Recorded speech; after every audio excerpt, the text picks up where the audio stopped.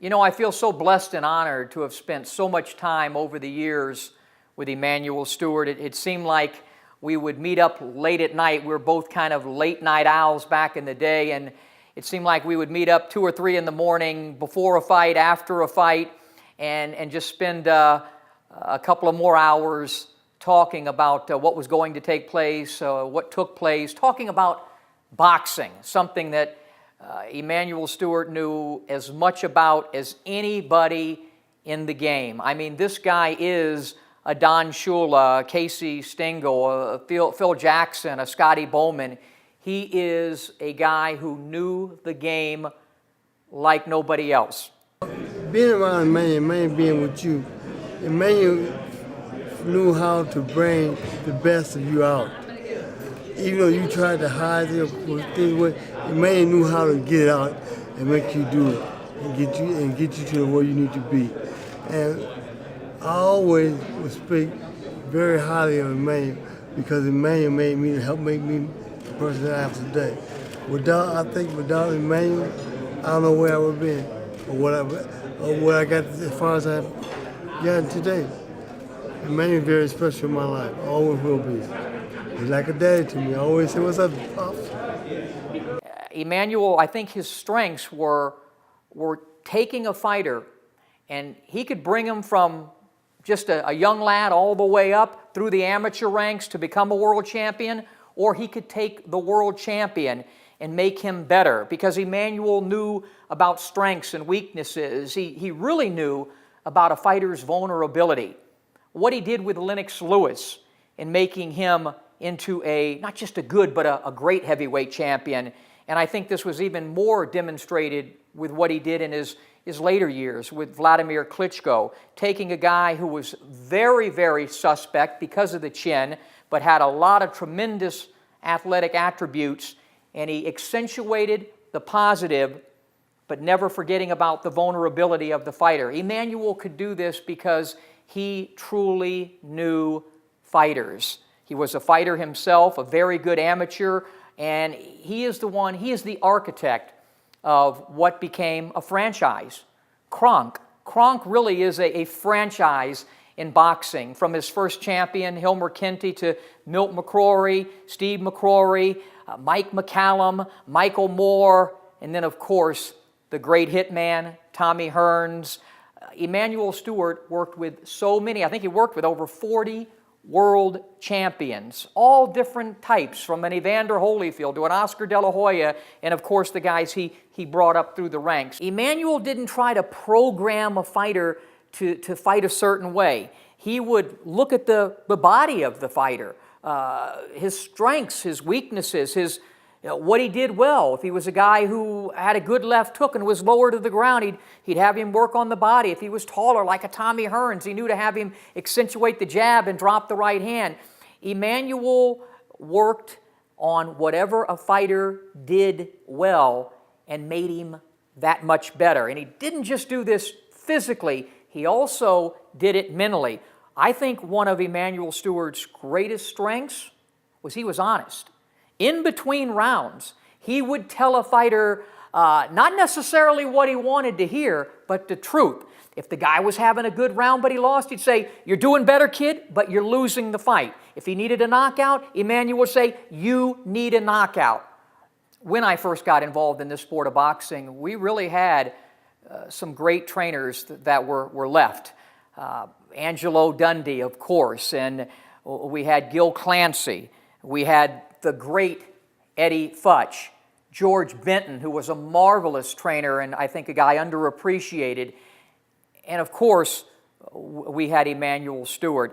So this is a tremendous loss because unlike other sports where, coaches are recycled, managers are recycled, we don't have that in boxing. We're losing a precious few of the greats who really know the game, and boxing being the renegade sport that it is, the guys coming up, I just hope that they have paid attention to and will continue to pay attention and watch a guy like Emanuel Steward on films and on YouTube and whatever, because truly he was an artist as a trainer. One of the great transitions that Emanuel Steward made that so many can't is from the boxing ring, in his case in the corner, to behind the mic. The broadcast, well, it's not a booth in boxing, it's ringside with a microphone. He was a very good analyst, and in fact, I got to be honest with you in saying that he was the best by far of the HBO analysts. Because he knew the game and knew how to articulate it, but also for young fans, what they loved about Emanuel, you'd have never thought he was a guy, in his late 60s, because he had such great enthusiasm. I remember when he was calling the first Gotti Ward fight of the great trilogy there, and he just lost it. I mean, he said that he went crazy. This is great. This is maybe the greatest round ever. And and you could just see this tremendous pleasure that he derived from sitting there and calling. But he also knew how to to do the transition to help explain what was going on and how to do that. It was just a great mix, and boy, he's going to be very missed as a broadcaster.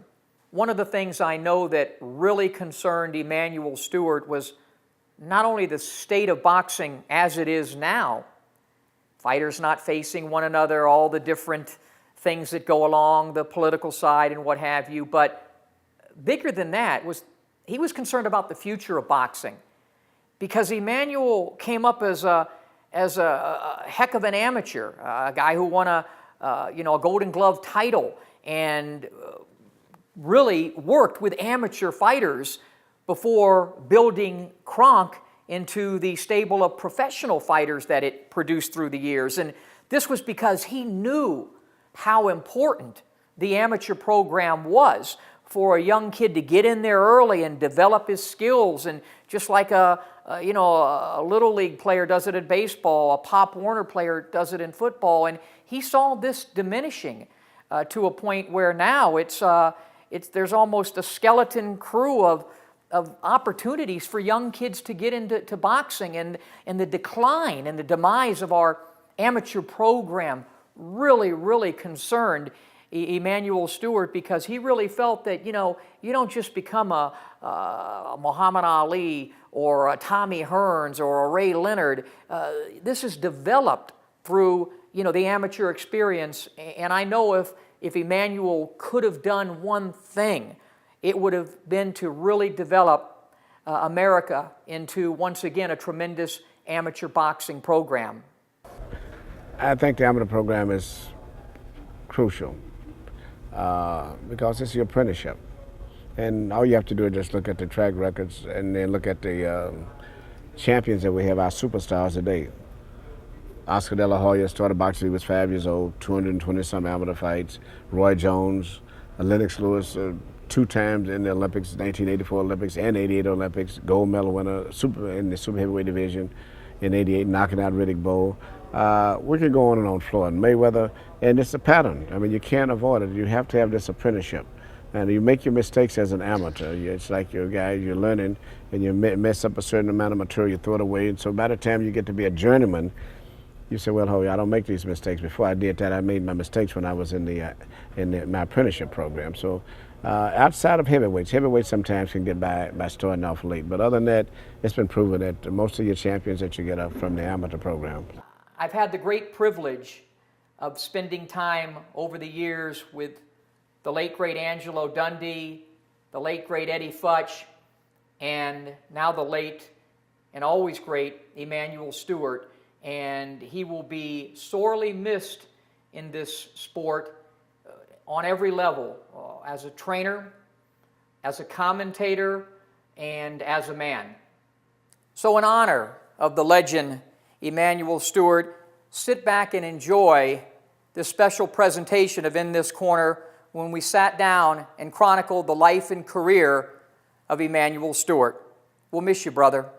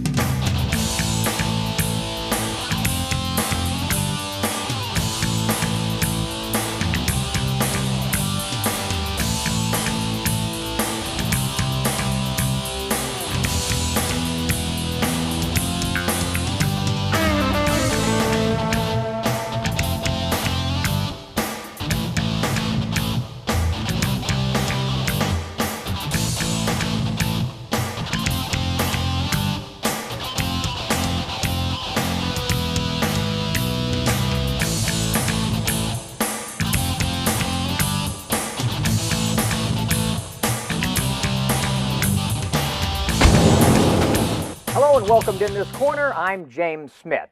You know, there's only really one person who shares the highs and lows and peaks and valleys of a prize fighter's career.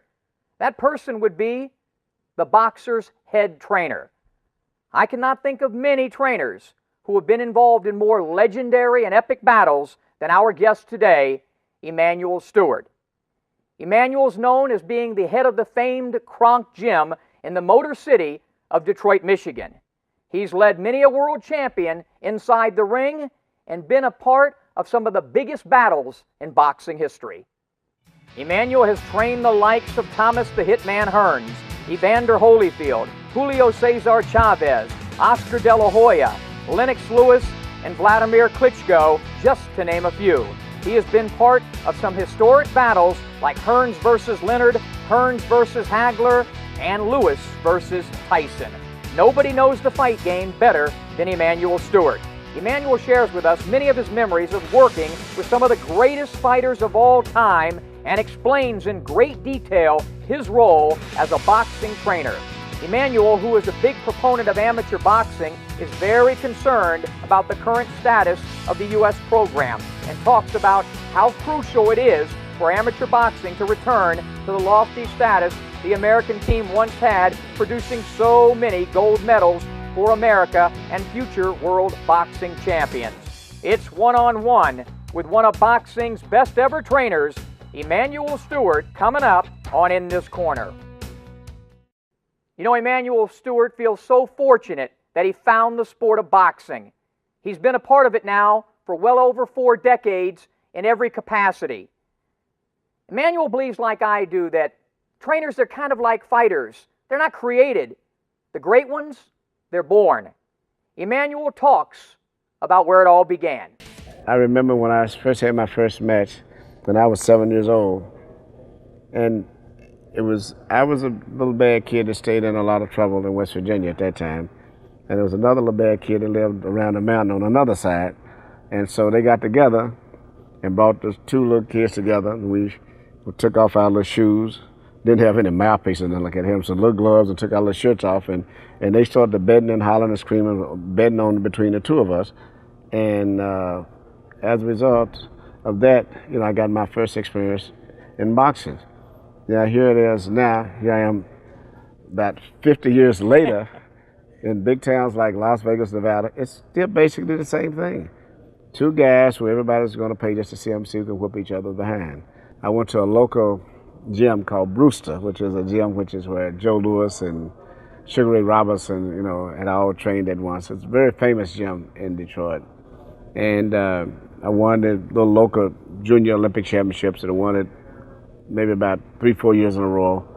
And then I won the Golden Gloves and eventually won the National Golden Gloves. But through boxing, it actually saved my life, because I would have definitely been either dead or in prison today without that. And one thing led to another, and even when I was 16 years old, I had started training boxers while I was still boxing.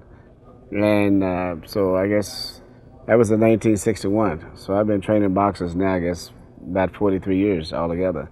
Did you pattern your style as a trainer after anybody from the past? I never patterned my style as a trainer after anyone. In fact, I never really had a trainer myself, to be very honest with you. I was self-taught. Boxing instincts and things come natural to me. It's a gift from God. So I never used anyone, never intended to be a trainer. It took me about almost, I guess, 30 years to realize that I was going to probably be in boxing for a long time. I always said this was going to be temporarily. Even in just about 4 years ago, I was going to have to go back to being an electrician or engineer or something, or doing some of my other businesses, back to my insurance business I used to have. I was always thinking this was just temporary and I was going to get out of it. And it finally hit me when I was inducted into the Hall of Fame that this is where you're probably going to spend the rest of your life. Explain, if you will, the difference between the different styles of trainers. I mean, you have guys like Lou Duva and George Benton, and you have a situation there where one's really an in-the-ring type guy, or in the training camp, another guy's a motivator. Angelo Dundee had his own style. Eddie Futch, who's probably as good as anybody, had his. There are different types of trainers, right? Like all sports, every trainer is different, and boxing even more so. Because basketball coaches, you usually just call the guys together and you tell them, lay out strategies, and you have meetings and lay out different a system that you're going to play. But boxing is different.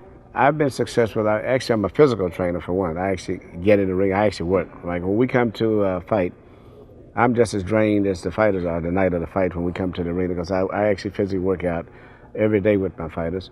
And also I cook for my fighters because I found that it's something that's very important in that the time that you have when you eating dinner and spending time together. And I wrap my fighters' hands every day because that little one-on-one connect time that we have, maybe for those 10 minutes or 12 minutes, is very important. And everybody's out of our zone when we're doing that. Why is that so important? I think wrapping your own fighter's hand and you're talking about different things, it's a connection I have. Even training the singer Eminem, the rap singer, when I wrap his hands when we get ready to train, it's amazing the time that he starts talking to me about a lot of his personal things that's going on in his life. It's like a little fine tuning, like sincere moment that happens that I can't explain myself. Does he rap while you rap? While I'm rapping, no, he talks. Okay. But no, I do a lot of different things. And when my boxers are boxing in the ring, in training camp, I don't stay outside the ropes. I actually get in the ring while they're boxing, almost like a referee, where I can talk to them much closer, moving around next to them, like whispering in his ear. I found that things are more effective because eventually they become, as you say, brainwashed to some degree, and I can actually see them do exactly what I would have been whispering in their ear to do when the real fights take place. So I stay very close to them and moving around all the time, like the conscious. We used to have the regular fights, United States versus Cuba, United States versus Poland or Russia, and the kids got to be known on a regular basis. They don't have that anymore. And that was a great incentive for more kids to go into amateur boxing because you get to be on TV, you get to win your USA outfits on. So you don't see that, even during the Olympics. How important is the amateur career to breeding the great fighters, the all-time greats? How important is the amateur program? I think the amateur program is crucial because it's your apprenticeship. And all you have to do is just look at the track records and then look at the champions that we have, our superstars today. Oscar De La Hoya started boxing when he was 5 years old, 220-some amateur fights. Roy Jones, Lennox Lewis, 2 times in the Olympics, 1984 Olympics and 88 Olympics, gold medal winner in the super heavyweight division in 88, knocking out Riddick Bowe. We could go on and on, Floyd Mayweather, and it's a pattern. I mean, you can't avoid it. You have to have this apprenticeship. And you make your mistakes as an amateur. It's like you're a guy, you're learning, and you mess up a certain amount of material, you throw it away. And so by the time you get to be a journeyman, you say, well, I don't make these mistakes. Before I did that, I made my mistakes when I was in my apprenticeship program. So outside of heavyweights sometimes can get by starting off late. But other than that, it's been proven that most of your champions that you get up from the amateur program. What is wrong with our amateur program today when we think about some of those great teams that we had and everything? What is wrong with our amateur program today? I know it's something that you're trying to help and care a lot about. The amateur program today is suffering as a result of, I would say, mistakes and bad management that's been taking place the last 15 years. It's not an overnight situation, and you have new people up there that's trying to run the program that's inherited a lot of problems that was already there.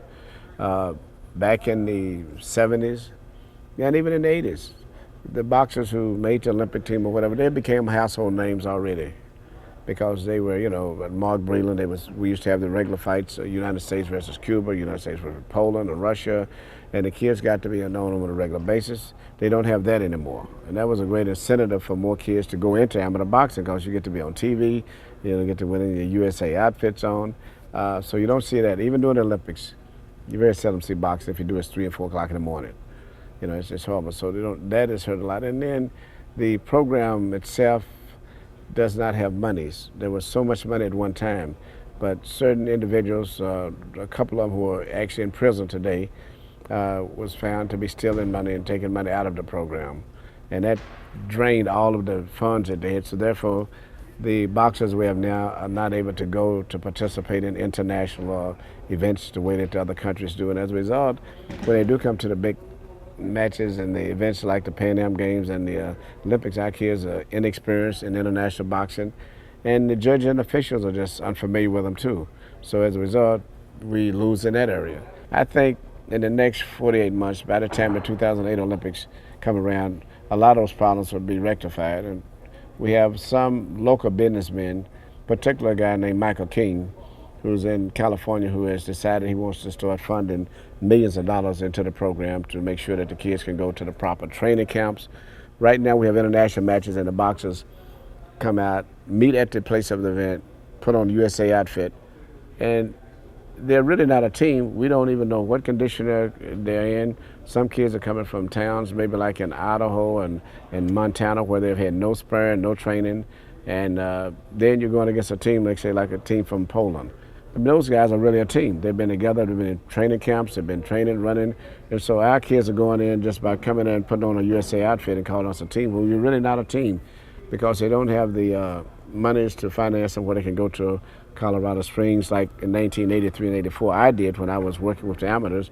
Pernell Whitaker, Mark Breland, Terrell Biggs, and all those guys. We were actually in training camps at Vander Holyfield where when we went to fight against Cuba or whatever, we went as a team. The kids do not have that because of the money problem. And so Michael King has decided he's going to fund some money into the program where they can start doing this. So as a result, I think the program will be much better off by the time 2008 Olympics come around.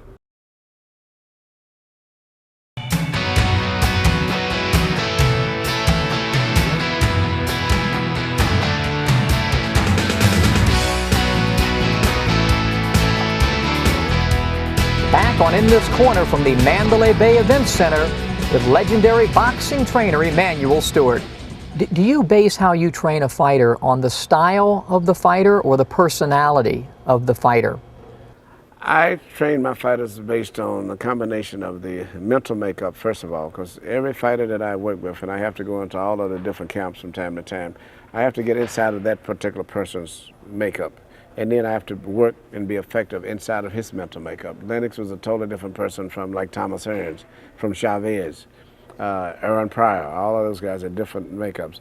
And then I look at what they do natural for as their natural skills. There's some people like Thomas Hearns never could comfortably throw a left hook to the head, weird as it was in all those fights. He didn't want to throw a left, he just, his way his body was connected, maybe muscles or whatever, never comfortable throwing that punch. So I based his style off of a jab, and moving guys into a right hand that they would never see. So I never had to spend time working on this left hook. And you had some guys that was just gifted like a Chavez who could do virtually anything, but he didn't have good footwork, so you had to spend more time on him and showing him how to cut off the ring on guys. I'm going to go into a little bit of fighter association with you. You've worked with so many fighters. I'm going to say a name and you just tell me what comes to your mind with different fighters that you've worked with. And we'll start out with Tommy Hearns. Determination. I would say he was the epitome of determination, and to win and also to give his best performance. And very, very easy to train. Julio Cesar Chavez. A very unusual man in the fact that he never actually had what he said a real trainer until I trained him, which was like his 96th fight. And he had his own routines, things that he laid down and his methods that he followed religiously. Example was he would like to train at high altitude and then he would take off for maybe 10 days and go to an even higher altitude. But he would do all of those things in the system, and after a certain amount of time, his training consisted of, he liked 7 rounds, 4 minutes each with 30 seconds rest. And when he did that, he knew he was in good shape. After training in solitude for like 5 or 6 weeks, he say, "Stewart, we must now go where I get used to being around a lot of people." And then from there he would go to Los Angeles, and he would have about 6 days that he would go to a different neighborhood every day to train. And he would have it all in the papers exactly where he's going to be at. So it would be mobs of people that are waiting. Oscar De La Hoya was one of the kids that he sparred with when he was a 16-year-old at the same time. And by the time that he got to Las Vegas for the big fight, he would have built up such a following, so much excitement, that it would just be a humongous amount of people that he would bring in. And he also was very good with the public. I would say for his being accessible and warm with the fans, I would rate Julio Cesar Chavez right up there with Muhammad Ali. Oscar De La Hoya. Tremendous hand speed and natural gift to punching power. He was a very unusual fighter in terms of he could punch, and his punches sometimes, particularly his left hook, would not even look like there's much power in it, but still he could hurt you. And he was always concerned about doing big things. Yeah, he's a gambler. He's one of those guys that, you know, he'll roll the dice, all or nothing. One of the biggest gamblers that I've ever saw when it comes down to saying that he'll take big fights, dangerous fights, as long as they're big events. He likes the excitement, the thrill of super fights. Vander Holyfield. Vander Holyfield, extremely egotistical, even though a lot of people do not realize it. Loves having the limelight and all the attention strictly on him, and a tremendously competitive fighter. Though he would give 100% and totally no fear of anyone or anything. Lennox Lewis. Talented, laid back, conservative, analytical about everything. Careful about what he says, when he says it, how he says it. And went on to be one of the greatest fighters we've had around, but could have been even greater if he could have had a little bit more of a aggressiveness, I say, and a little less conservative attitude. I always say that fighters are the most common and uncommon of all athletes. Boxers are unique. They're very unique. There's no team. And the smallest thing can become a major thing when you are the full team. There's no substitution. I just say you just have a bad cold. I mean, you're going into a game, you have a bad cold. Any other sport, you say, okay, Smitty, you just sat down tonight. Robert, you'll play. Maybe let you play the last quarter or whatever. So the team still goes on. But you are the team, and if you have injuries of any type, problems mentally, you still have to go. You have to perform. The only reprieve a fighter gets is that minute in between rounds when they come over to an Emanuel Steward. Well, the minute or sometimes less that you get between rounds is so crucial in a boxing event more than any other sport, because first of all, you can't call time out the way in other sports. You can take as much time as you can take time. That is a regulated preset time interval, and that is all that you're going to get. And if you're not ready to be prepared to have your guy go back, whether it's an injury or whatever, when that bell rings, I mean, championship of the world is gone because you had maybe a big cut, for a good example. And then the instructions. The guy's been out in the battlefield, things are rough and crazy. I mean, he wants to come back, and you've got just a certain amount of time. You've got to be able to tell him exactly what to do to save him, because he's coming back looking for some kind of advice. It can be crucial. And you have some guys like Eddie Futch, who made a great decision once with Joe Frazier at the end of the 14th round with only one round left to go, and with Joe Frazier hit on the scorecards. And he told Joe Frazier, I'm stopping the fight. It's Muhammad because, Ali. Right, because the thrill in the middle with Muhammad Ali. And still, that 3 minutes that he would have maybe competed could have changed him and damaged him permanently for life. Emanuel, how do you want to be remembered in this sport? I just want to be remembered in this sport as a guy who gave my best and never screwed anybody. Treated people exactly like I would like to have been treated. If I was a boxer, I try to, as a manager and trainer, I try to actually manage and train my boxers exactly the way, if I was the boxer, where I would want someone to really care about me and treat me. And I just try to go through life using that philosophy. And that's basically it. The rest of the things, being great and not being great, statistics would have to, show that. You can holler and brag because you got different times, different eras. But just to say that I was a guy that treated people good. One of the things I've enjoyed most about boxing is not only the fights and the fighters, but my relationship and friendship with you. And we appreciate what you've done for the sport, for so many fighters, and for joining us today on In This Corner. Thank you very much. It's my pleasure, Smitty. You know, folks, I feel prize fighting is truly the toughest job in all of sports. It can also be one of the loneliest. When a fighter is being bruised, battered, and he feels beaten, and he returns to his corner for that 1 minute, 60 seconds isn't a lot of time to get it all back together. Sometimes it's the guy in his ear, the cornerman, who helps to instruct, encourage, and motivate him to perhaps steal victory from defeat. Some guys have really been able to do it. Guys like Whitey Bimstein, Ray Arcel, Eddie Futch, Angelo Dundee, and yes, our guest today. In This Corner wants to thank Emanuel Steward for joining us. If they think they're ahead on the scorecards, they decide to just take off, to just run or try to do whatever they can to just survive. In other words, you get paid to participate for 12 rounds. You should be able to fight for 12 rounds. It used to be 15. And that's why a lot of these boxers today are having these controversial losses, because they're not putting their best effort, especially for the full 12 rounds, which is what you get paid to do.